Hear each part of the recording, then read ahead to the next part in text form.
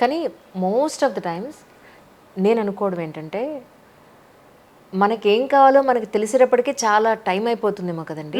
అయిపోయింది కదా ఇప్పుడు, అందుకే కదా నేను late bloomer. So this is the time.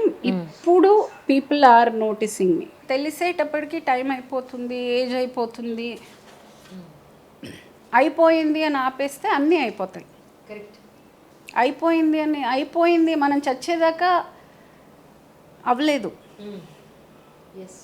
రేపు చస్తున్నామన్నా ఈరోజు ఉంది మన దగ్గర. ఇంకా there is always a time and there is nothing like there is no time. No, if you're not looking forward, దేవుడు మనకి జన్మిచ్చాడు, మన ఫ్రీడమ్ ఆఫ్ చాయిసెస్ ఇచ్చాడు. నీకు ఒక లైఫ్ ఇచ్చాడు, కాలు చేతులు అన్నీ చక్కగా ఇచ్చాడు, ఒక ముక్కు మొహం ఇచ్చాడు, ఒక బేసిక్ కామన్ సెన్స్ ఇచ్చాడు. మనకి ఇంటెలిజెన్స్ అక్కర్లేదు, మనిషికి కావాల్సింది కామన్ సెన్స్ మనకి ఇచ్చాడు. ఈ అన్నం తింటే చేయి కడుక్కోవాలి, కామన్ సెన్స్. అంత బేసిక్ అయితే మనకు అందరికీ తెలుసు. ఈ ఈ ఈ లైఫ్ని ఏం చేసుకోవాలి అనేది మన చేతిలో ఉంది. ఈ పెళ్ళి చేసుకోమని మనల్ని పంపలా, పిల్లల్ని కనమని మనం పంపలా, ఈ బాధ్యతలన్నీ నెత్తినేసుకోమని మనం పంపలా. ఇదంతా ఆయన చేసింది కాదు, మనం చేసుకున్నాం. కానీ చాలా ఈజీగా ఆయన మీద బ్లేమ్ వేసేస్తాం. అదే, నా లైఫ్ ఇలా చేసేసావే, నా బతుకు నాశనం చేసి. ఆయన ఏం చేయలేదు పాపం. ఆయన మనమే చాయిస్ తీసుకున్నాం. మన చాయిసెస్ అది. ఏమంటే పొద్దున్నే లేచి బాత్రూమ్కి వెళ్ళాలా లేదా మన చాయిస్. నేను ఈరోజు టీ తాగాల, కాఫీ తాగాల, నా చాయిస్. అలా దేవుడినండి బ్లేమ్ చేస్తాం. చిన్న చిన్న విషయాలు కూడా మనం చేసేటప్పుడు అంత పెద్ద డెసిషన్స్ మనం తీసుకుని మనం నాశనం చేసుకుని ఆయన అనవసరంగా లాగటం. అలా తీసుకున్న రాంగ్ డెసిషన్ అంటే ఏం చెప్తా? ఆయన అనడం అసలు సంబంధం ఉందా ఆయనకి అసలు సంబంధం ఉందా? So somewhere I feel blame చేయకుండా ఉన్న టైంని మనకిచ్చిన. ఓకే, నేను చేశాను ఆ మిస్టేక్స్, నేను ఒప్పుకుంటాను. I have taken wrong decisions in life, wrong టైంలో రాంగ్ ఎంట్రీలు చేశాను. నేను అన్ని చేయాల్సిన కళాకాండాలు అన్నీ చేశాను. But I feel one has to realise ఒక పాయింట్ తర్వాత అసలు ఏం చేశాను అని ఆలోచించుకునే రోజు ఒకటి వస్తుంది అందరికీ. ఎక్కడో నాకు ఆ వెలుగు వెలిగింది somewhere. And age is all in your mind అండి కదా. Age is all in your mind. Age నేను చెప్తాను అంతే. నువ్వు ఇప్పుడు అంటే నా ఏజ్కి తగ్గట్టు నేను మెంటల్గా నడుచుకోవాలి, కానీ నా ఏజ్కి అయిపోయింది అని నేను ఇంకా ఇదైపోయాను, ఈ ఏజ్లో నేను ఇది చేయకూడదని నేను డిసైడ్ చేయలేను. మెంటల్గా ఐ షుడ్ బిహేవ్, నా ఏజ్కి తగ్గట్టు నేను బిహేవ్ చేయాలి. I agree. ఆ మెచ్యూరిటీ ఉండాలి మన మాటలో. బయటికి వెళ్తే you should be able to command respect.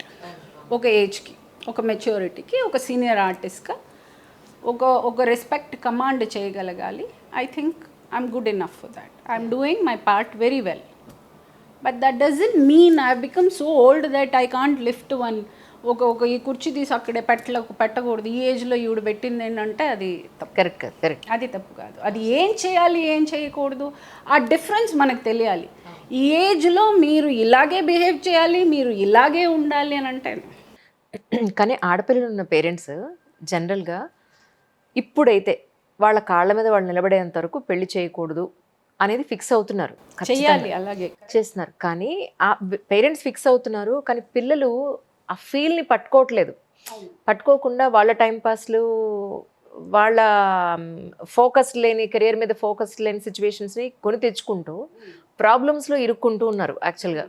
అప్పుడు పేరెంట్స్ ఏమనిపిస్తుందంటే, అంటే నేను చాలా పేరెంట్స్ని, ఫ్యామిలీస్ని చూస్తున్నాను, పిల్లల్ని పెళ్లి చేసేస్తే అయిపోతుందిరా బాబు, ఎందుకు ఈ అమ్మాయి కెరీర్ మీద లేదు, అనవసరంగా ఏజ్ అయిపోతుంది, రేపు తర్వాత పెళ్లి కూడా కాదు కదా అన్న పాయింట్లో.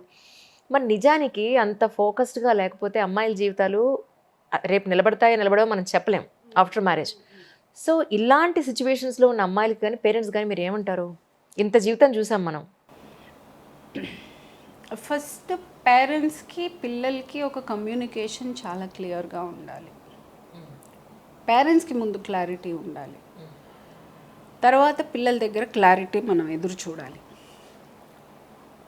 ఏమంటే పేరెంట్స్ని కూడా ఒకేసారి మనం మెచ్యూర్డ్గా చాలా బాగా పెంచారు, చాలా మెచ్యూర్డ్గా పెంచారు అంటే అందరి వల్ల కాదు. అది వాళ్ళు వచ్చే బ్యాక్గ్రౌండ్ ఉండొచ్చు, వాళ్ళ మెచ్యూరిటీ లెవెల్స్ అయి ఉండొచ్చు. They could have been very young parents. So మీకైనా నాకైనా వాళ్ళకైనా ఎవరికైనా ఫస్ట్ లైఫ్ అండి ఇది. This is our first life. మనమేమి ఒక ఎక్స్పీరియన్స్తో ఇక్కడికి రాలా. ఈరోజు నేను చేసేది నాకు ఈరోజు తెలిసిన నా నాలెడ్జ్కి నేను చేస్తాను, కానీ నేను ఇంకొక 10 ఏళ్ళ ఎక్స్పీరియన్స్ పెట్టుకుని నేనేం చేయలేను. మన ఈరోజు నాకు ఇది కరెక్ట్ అనుకుని నేను చేసి ఉంటాను, రేపు కానీ తెలియదు అది పెద్ద కాండే చేశాను అని మనం రేపు అనుకుంటాం. So like that parents also would have a acceptance, నేను చేసిన తప్పు వల్ల నేను ఇలా అని మనము ఓపెన్గా పిల్లలతో మాట్లాడగలిగితే ఆ కమ్యూనికేషన్ చాలా ఇంపార్టెంట్. వీళ్ళు సడన్గా చాలా పెద్దవాళ్ళలాగా మనము ఒక మొత్తం నాలెడ్జ్ అంతా నా దగ్గరే ఉంది అని అంత మెచ్యూరిటీ మనం ఒకేసారి వాళ్ళ మీద రుద్దినా వాళ్ళకి తెలీదు. అదే what are you even talking అన్నట్టు ఉంటుంది పిల్లలకి. బికాస్ అసలు ఏం మాట్లాడుతున్నారో కూడా అర్థం కాదు. So communication has to be simpler with the children. వాళ్ళ ఏజ్కి వెళ్ళి వాళ్ళతో మన ఎక్స్పీరియన్సెస్ షేర్ చేసుకుంటూ అప్పుడప్పుడు ఫ్రెండ్స్ లాగా, అప్పుడప్పుడు పేరెంట్స్ లాగా, అప్పుడప్పుడు స్కూల్ టీచర్ లాగా.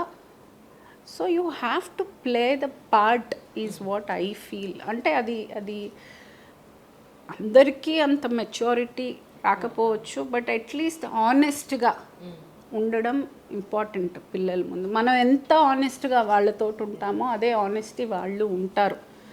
అంతకు మించి ఏమైనా చేశారని మనం ఏం చేయలేం.